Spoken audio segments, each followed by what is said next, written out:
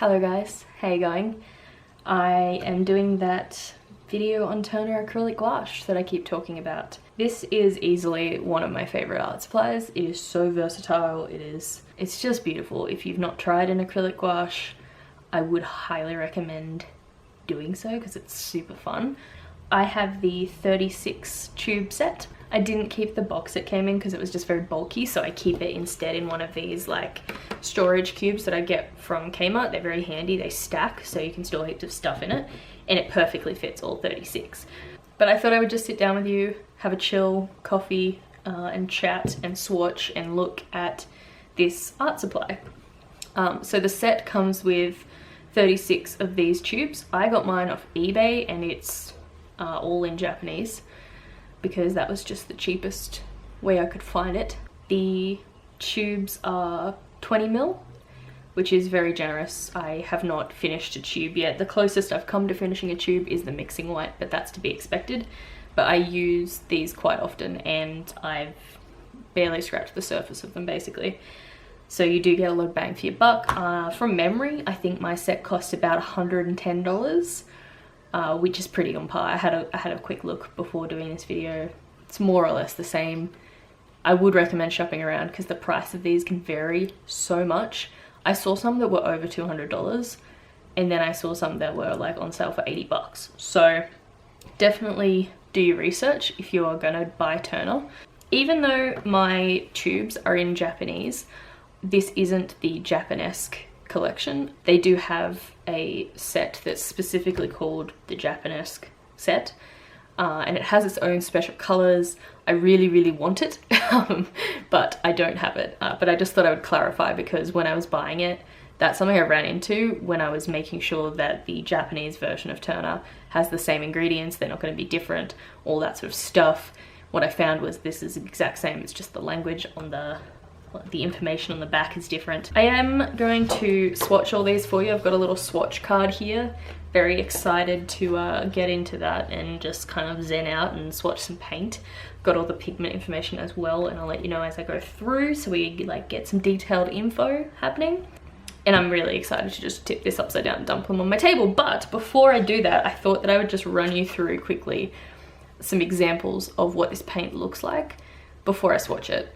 Just some practical examples of it, I guess. So I have these things here. These are 2 pet portraits. This one I need to ship, which is why it's in plastic wrap. It's a very flat, very matte finish. The outlines were done with a Posca pen, a really thin one, but all the color is done with gouache. I do find that if you want this really flat graphic effect that I really love, you have to plan out your colors, and it's almost like doing a paint by numbers. You kind of have to block out the areas because even though they are opaque and they can go over each other, it doesn't give you the best effect. So the reason that I don't line with gouache is because it's really tricky to get it fluid enough to be able to create these really thin controlled lines without watering it down too much to where it's transparent. So yeah, it's a lot easier to just use a uni Posca pen, and the paint's very similar. The Posca colors are slightly shiny. It doesn't have the same matte finish as the gouache, and personally I like the contrast. It's a bit of a sneak peek. I haven't shown this sketchbook yet. It is on my list of things to do, but I thought I would just show you these two because they're a very good example of the different textures you can get with this kind of gouache. So a lot of people know gouache as having this dry brush effect that you can get from it, but one of the things that I love about acrylic gouache is that if you balance the amount of water versus the amount of paint just right, you can get this beautiful matte flawless cover, kind of like this what is this called, like a acid green like kind of like this acid green here. You can see the texture comes up eventually, but underneath these lines it's like flawless. It looks printed almost, and I love that about it. I just wanted to show you this because I thought that it was quite a good example of the textures you can get from it and how much control you can get, because almost all of this is gouache. The only thing that isn't is this tree that's colored pencil, but all the navy blue lines and everything, I was just messing around, making colors, making shapes, all that sort of jazz. Those are the kind of examples that I have of how I like to use acrylic gouache. I will say outright that it isn't gouache. the name is confusing, and it confused me at first too, because in the past I've used traditional gouache. It's called acrylic gouache because I think the idea is to make it easy for people who might not understand it and say like, oh, it's like a cross between acrylic paint and gouache paint, which I guess in a way it is. I would not recommend acrylic gouache for trying to imitate watercolors, because that's something I used to do with my old traditional gouache set. I'll just show you briefly. I have my sketchbook from when I swatched these. This page I did dry swatches for the most part. This one was an accident. I dropped some water in it by accident, and also this one. But most of these are just straight out of the tube dry. And then these ones are a little bit of water and a lot of water. And I just tried to see how much I could water them down. Some of them handle it well, some of them really don't. And that is because acrylic gouache does not use binders similar to gouache. It uses acrylic binders. It's basically a matte acrylic paint. I just wanted to bring it up. I know a lot of people know already, but seeing as we're here and talking about it, I just wanted to be clear, it's not gouache and it's not really acrylic paint, it's its own thing. But this is the palette that I usually use for acrylic gouache.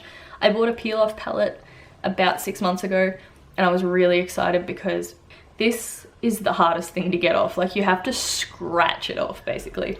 And unfortunately the peel-off palette made no difference.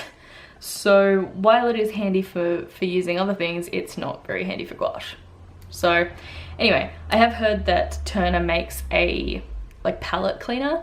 I haven't been able to track it down. I've seen it on the Jackson's website, but it's never in stock. So yeah, stay tuned. Maybe if I find it one day, I will do a review / test of it, but it's really hard to track down. So these are the palettes that I use. It's just like a paper palette, and they have like the plastic over the top, and then you just rip it off and start again. It's a cheap solution, but it's not very, creates a lot of waste, you know. This color is made using the pigment PR238. The amount of water I'll use, I'll just show you real quick. This is my water. I literally go like that and kind of tap off like a makeup brush almost. So I don't know how well you can see that, but my brush is sort of saturated but not soaking. And that's about how much water I would use for such a small blob.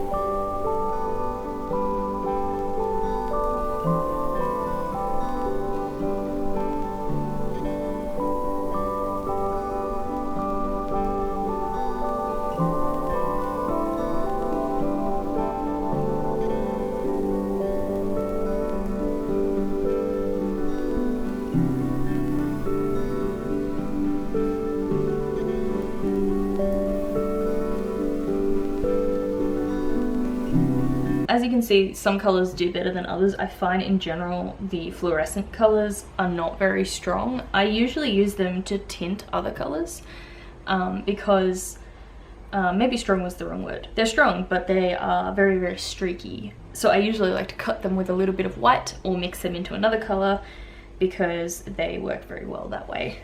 And that's just how I like to use them. Most of the colors, even though they're like opaque, they're not completely opaque. Some of the colors come pretty close. Emerald green, beryl green, deep green, olive green, burnt sienna, Prussian blue. Most of the browns, they're fairly opaque. Turquoise blue is completely opaque.